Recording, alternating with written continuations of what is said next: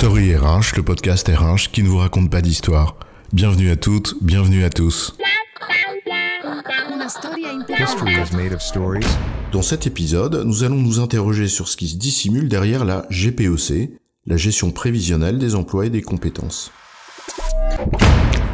La GPEC a souvent l'image d'une usine à gaz où des consultants se sont évertués à fabriquer des fichiers Excel au vocabulaire pompeux, au mieux incompréhensibles pour les opérationnels, au pire obsolètes avant même d'être mis à leur disposition. Ou alors, on nous vante les mérites du prédictif et la promesse de l'IA qui dit au revoir à ce tableau infernal et qui nous permet en 3 clics de prédire avant même que le collaborateur n'y ait pensé qu'il va démissionner et qu'on devra le remplacer. Mais en fait, c'est quoi la GPEC ? C'est quoi l'histoire ? Revenons sur ce qu'est censé être la GPEC, avant qu'elle ne devienne un grand bazar aussi bureaucrate et complexe que peu opérant. La GPEC, c'est la gestion prévisionnelle des emplois et compétences. Bon, d'accord, c'est vrai que même le titre fait peur. Disons simplement qu'il s'agit de se poser 3 questions. La première question, c'est quelles sont les compétences dont j'ai besoin demain pour réaliser le plan stratégique de l'entreprise. Le point de départ, c'est bien l'organisation et sa traduction en besoins en compétences.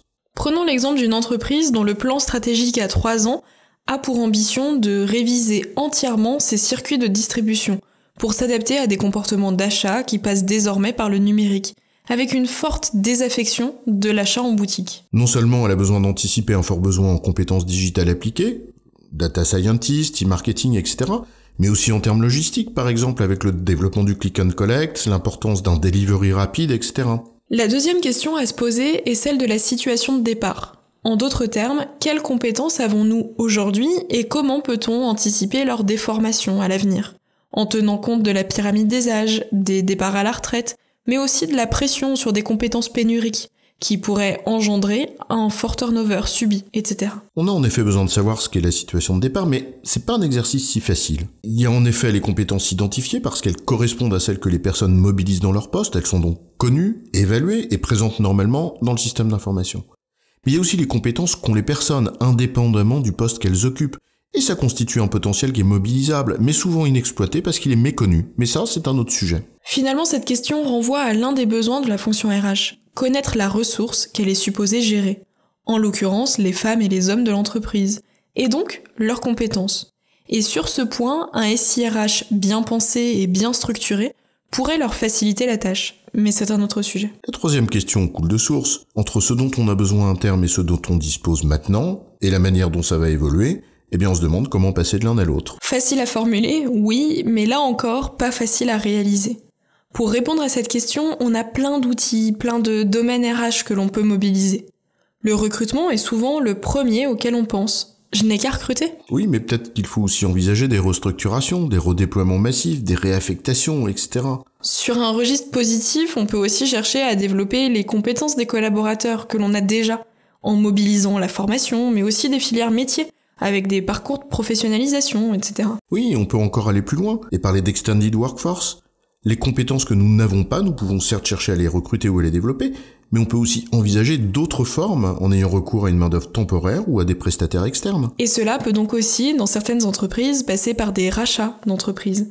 En matière de compétences, l'adage « make or buy » marche aussi.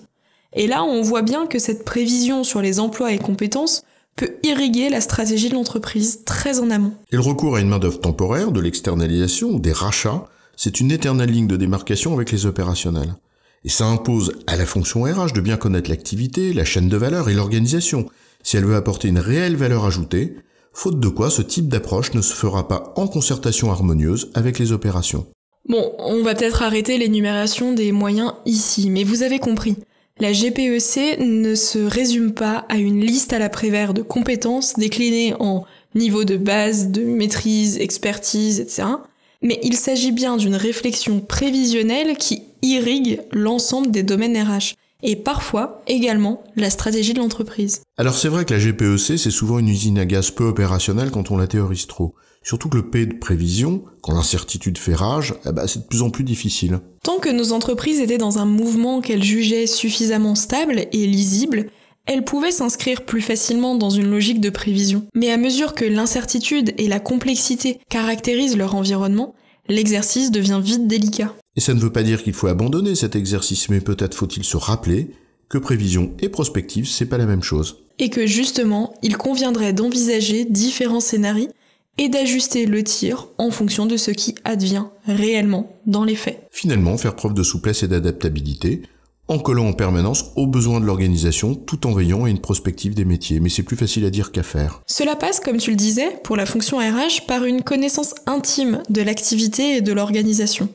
et par une grande réactivité dans la déclinaison ensuite. Et c'est finalement la promesse du Workforce Planning, qui est en quelque sorte une GPEC opérationnelle en continu. En résumé, la GPEC s'articule autour de 3 questions. 1. De quelles compétences avons-nous besoin pour demain ? 2. De quelles compétences disposons-nous aujourd'hui ? Et 3. Comment passer de l'un à l'autre en tenant compte des évolutions probables ? Mener cette réflexion dans un environnement incertain exige une connaissance intime de l'activité et de son organisation pour la traduire en besoins en compétences et y répondre avec la meilleure réactivité possible. J'ai bon, chef ? Oui, tu as bon, mais on va pas en faire toute une histoire. Story RH, le podcast RH qui ne vous raconte pas d'histoire. Retrouvez tous les épisodes sur storyrh.fr.